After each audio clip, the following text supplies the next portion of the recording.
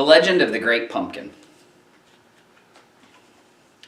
It was almost Halloween, and Lucy figured her brother Linus would do what he did every Halloween. "I guess you'll sit in a pumpkin patch and wait for the great pumpkin," Lucy asked. Every year Linus waited. Every year he shared the legend of the great pumpkin with his friends, but no one believed him.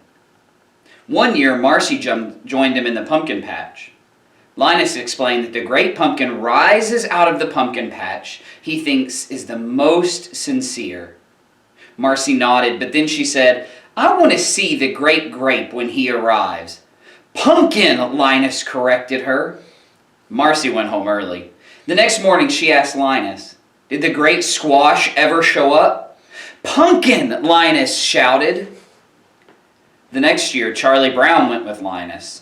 "The great pumpkin will rise out of the pumpkin patch and fly through the air, bringing toys to the good children of the world," Linus told him. But Charlie Brown had a question. "There must be 1,000,000 pumpkin patches in the world. What makes you think we're in the right one?" "I just have a feeling," Linus answered.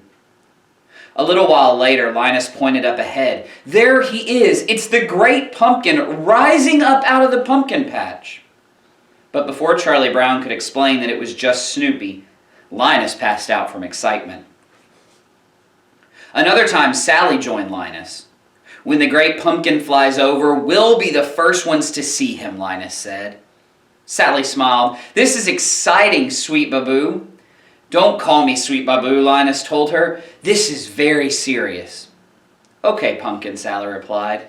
Linus groaned. "I can't stand it."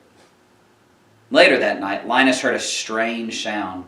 "Listen, do you hear that?" he asked Sally. "Is it the great pumpkin?"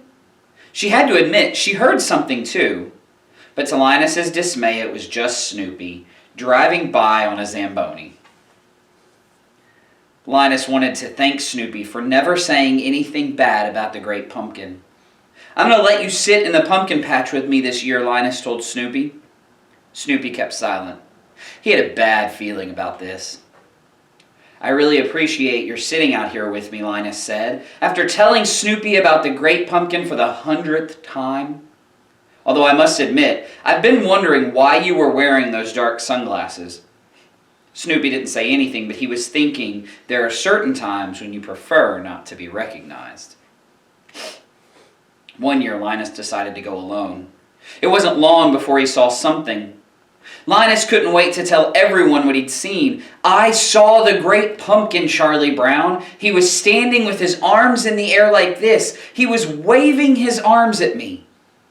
Just then, Lucy ran up on them. "There's a cactus in the pumpkin patch," she said. "You must have seen it, Linus. It's really tall with arms like this." That time, Linus was the only one who didn't say anything. After all the disappointments, Linus wasn't sure he was up for his usual Halloween tradition. "Maybe it's time to forget the whole thing about the great pumpkin," Lucy suggested.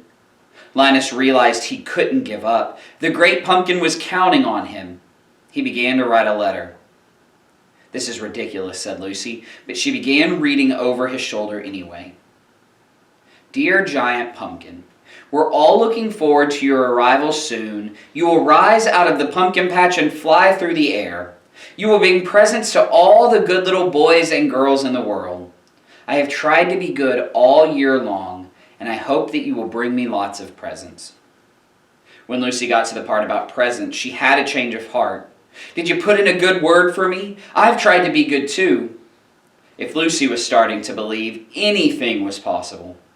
Linus mailed the letter and went straight to the pumpkin patch. After all, it wasn't Halloween without the legend of the great pumpkin.